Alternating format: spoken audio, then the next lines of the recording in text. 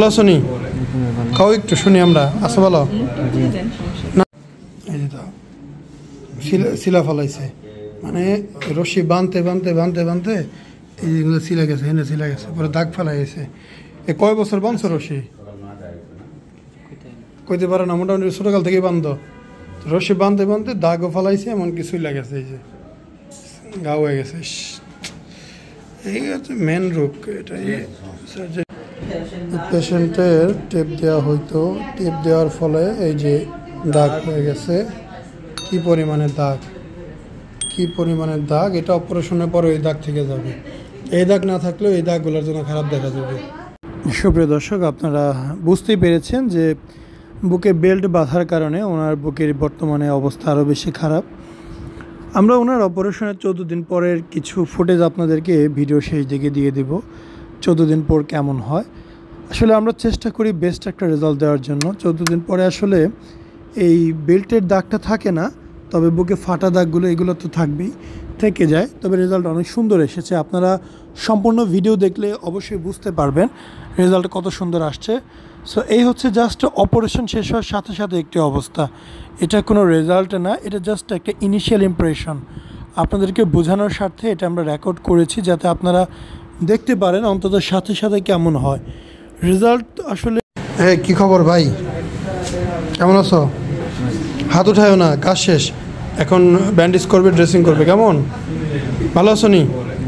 খাও একটু শুনি আমরা আচ্ছা বলো না, মুখ খুলবো না, চেহারা দেখাবো না, কারো চেহারা নিবই না আমরা, তাই না? সবাই এত কষ্ট করে চিকিৎসা করে এবার লাগছে।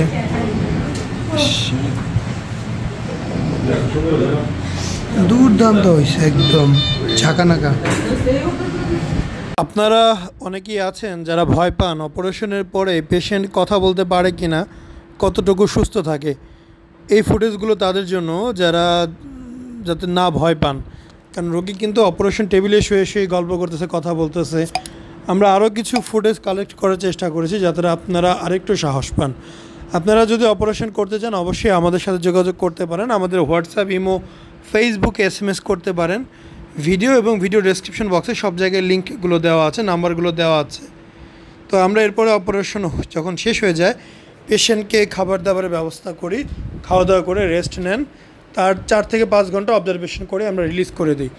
আমি আজকেও একজনের ইনফরমেশন পেলাম, উনি ঢাকা ধানমন্ডিতে একটা জায়গায় অপারেশন করছে।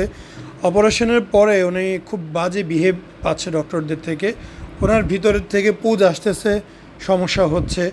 আমাকে প্রেসক্রিপশনও দিয়েছে উনি, যার মাধ্যমে গিয়ে করছে। এখন নাকি ওনাকেও ডক্টর দাম দিচ্ছে না। আমার কি বলে যে আমার অজ্ঞান করে নেন, আমি ভয় লাগতেছে। এর বললাম যে অবশ্য করে কাজ করুন, টেরও পাইবেন না। টের পাইছেন? দেখো পাইছেন? ব্যথা লাগছে? এনে আসতেছে, এনে হাসে, হয়েছে কেমন? আচ্ছা, ওই থাকো, ব্যাপার না, ওটা কিছু না, ওটা একটু ব্যথা লাগবে। হচ্ছে আমাদের সার্জারির আজকে 14তম দিন।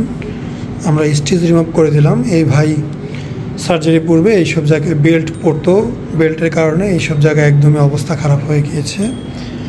সার্জারি হয়েছে, স্টিচ রিমুভ করা হয়েছে, স্টিচের কোনো দাগ একদমই নেই, একদমই দাগ টাগ নেই, একদমই ক্লিয়ার। এখন আপনি নর্মাল লাইফ লিড করবেন। খাবার দাবারের মধ্যে একটু ভিটামিন সি জাতীয় খাবারটা বেশি খাবেন, আরও দ্রুত শুকাবে।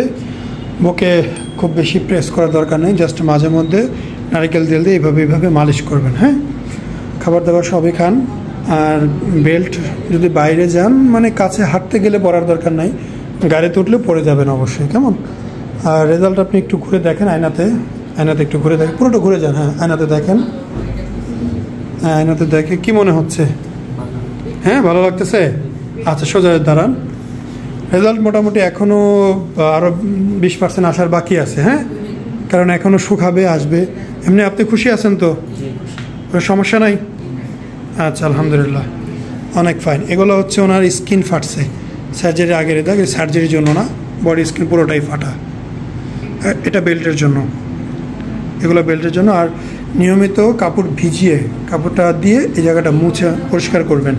অনেক ময়লা ছিল, আমরা পরিষ্কার করেছি, আপনিও পরিষ্কার করবেন, ঠিক আছে? ওকে। আসসালামু আলাইকুম, মোহাম্মদ শাকিল হোসেন বলছি। 2017 সাল থেকে আমরা গাইনোকমার্সি নিয়ে নিয়মিত কাজ করছি এবং ভিডিও প্রকাশ করছি। এই চ্যানেলে যারা নতুন এসেছেন আপনাদের কাছে অনুরোধ থাকবে আমাদের এই চ্যানেলটি আপনারা ভালোবাসা দিবেন এবং সাবস্ক্রাইব করবেন, এবং যারা অলরেডি সাবস্ক্রাইব করেছেন তাদেরকে অসংখ্য ধন্যবাদ। আপনারা কমেন্টের মাধ্যমে আপনাদের মতামত জানাবেন। ধন্যবাদ।